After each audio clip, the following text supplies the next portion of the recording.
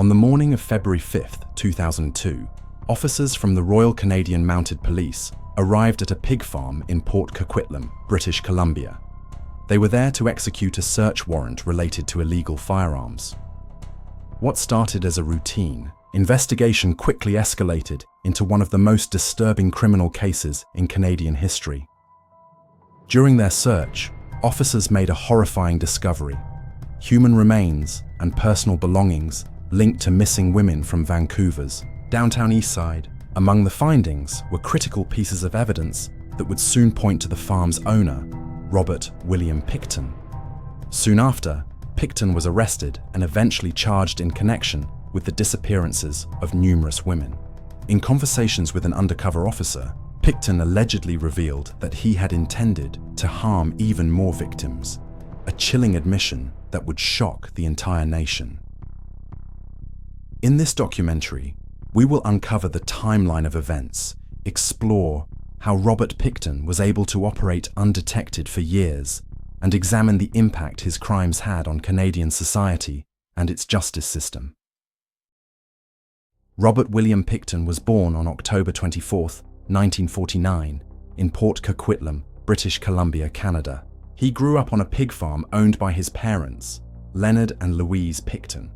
Robert had two siblings, an older sister named Linda and a younger brother named David. Due to the family's belief that the farm was unsuitable for raising a girl, Linda was sent to live with relatives in Vancouver, while Robert and David remained to work on the farm from a young age. Louise, their mother, was known for her strict and demanding nature. She prioritized farm work over the personal hygiene and well-being of her children, often sending them to school in unwashed clothes that smelled of manure. This led to Robert being mocked by his classmates, who called him Stinky Piggy. Robert struggled academically, repeating second grade and being placed in a special education class. At the age of 12, he formed an attachment to a calf he was raising, only to be devastated when he discovered it had been slaughtered, a traumatic event that left a lasting impact on him. In 1963, Robert dropped out of school and began an apprenticeship as a meat cutter, a trade he pursued for nearly 7 years before returning to work full-time on the family farm. After the deaths of his parents in the late 1970s, Robert and David inherited the farm, selling portions of the land for over $5 million, capitalizing on the economic boom in the Lower Mainland during the 1980s and 1990s. In 1996, the brothers established a non-profit organization called the Piggy Palace Good Times Society, claiming it would organize charitable events. In reality, the farm became a location for large parties attended by various individuals, including members of the Hells Angels. These events often involved illicit activities and were held in a converted slaughterhouse on the property. Despite multiple complaints and legal actions taken by local authorities regarding zoning violations and unauthorized events, the Pickton brothers continued their activities until an injunction was issued in 1998, banning future parties on the farm.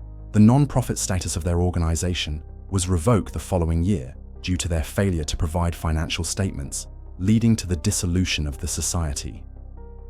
Robert Pickton's early life, marked by neglect, social isolation, and exposure to violence, may have contributed to the development of his later criminal behaviors.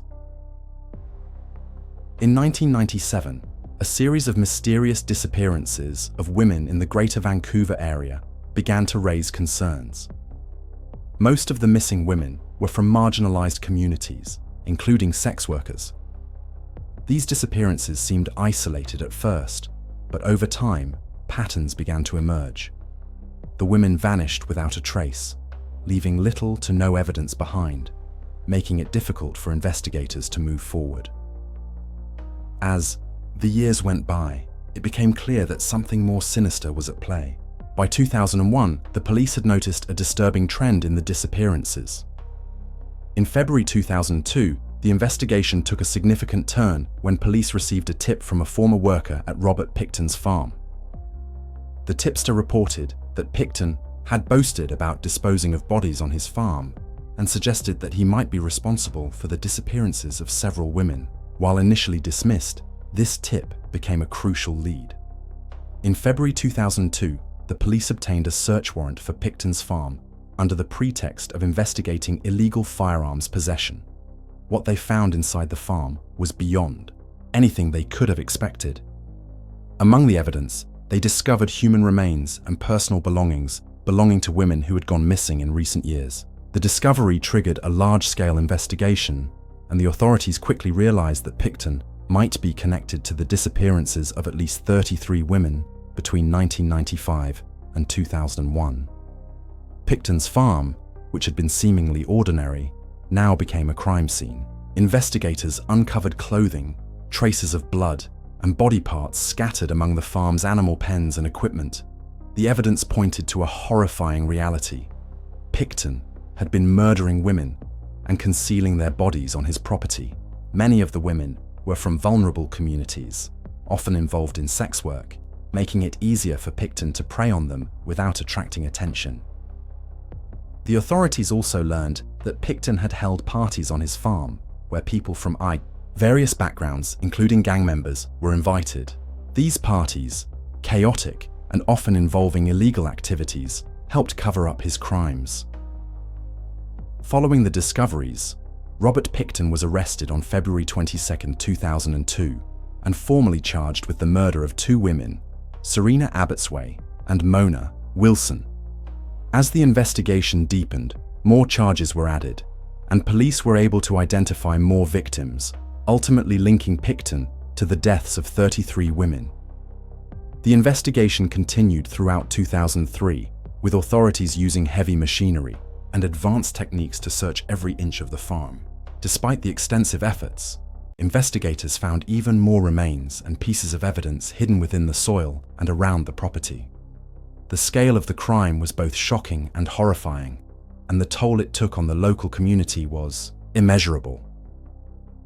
Pickton's farm became a grim symbol of the hidden dangers lurking beneath the surface of a seemingly quiet rural area, revealing a chilling truth that would forever haunt the memories of those affected.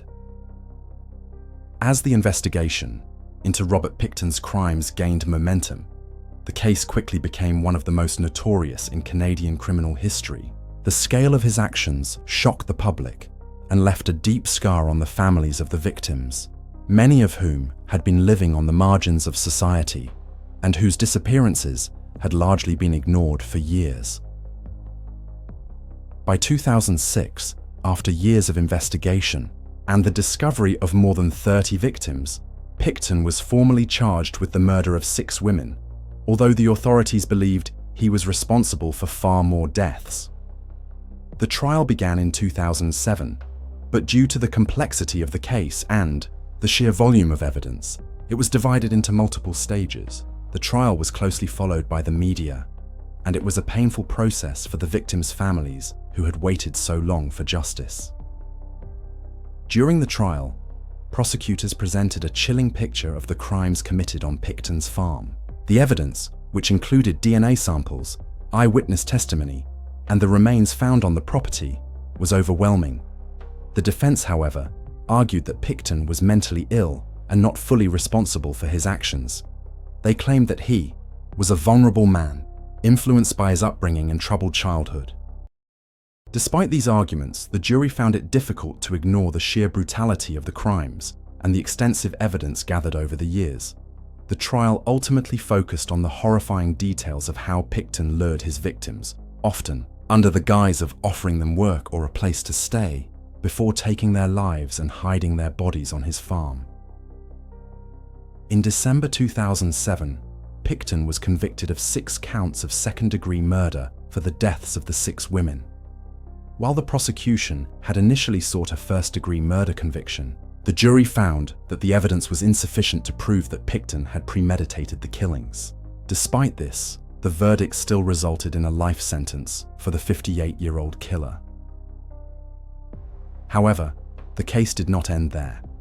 In the years following the conviction, more details about Pickton's crimes continued to emerge, and the investigation was considered far from complete. Many of the victims' families remained unsatisfied with the conviction, feeling that the true extent of Pickton's crimes had not been fully addressed.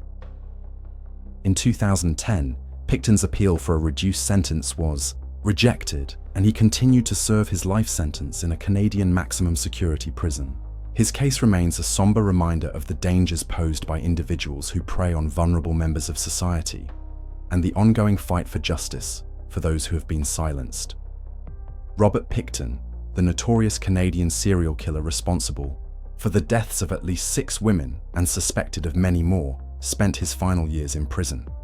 After his conviction in 2007, he was sentenced to life imprisonment without the possibility of parole. Pickton was housed at the maximum security Kent Institution in British Columbia, Canada, where he remained under tight security due to the nature of his crimes. As time passed, Pickton's health did not significantly deteriorate from illness, as once believed. Instead, in May 2024, while serving his sentence at Port Cartier Institution in Quebec, Robert Pickton was violently attacked by another inmate using a blunt object. He suffered critical head injuries during the assault. Despite being airlifted to a hospital in Quebec City and receiving medical treatment, Pickton succumbed to his injuries and passed away shortly afterward at the age of 74. While his passing marked the end of his life, it did little to bring closure to the families of his victims, who continue to carry the heavy burden of grief and loss. Robert Pickton's legacy, defined by his gruesome crimes, remains a chilling reminder of the dangers that can lurk behind closed doors, especially when individuals prey on society's most vulnerable. The case of Robert Pickton also serves as a sobering reflection on the failures of the justice system, especially concerning marginalized communities, and the long-lasting effects of those failures.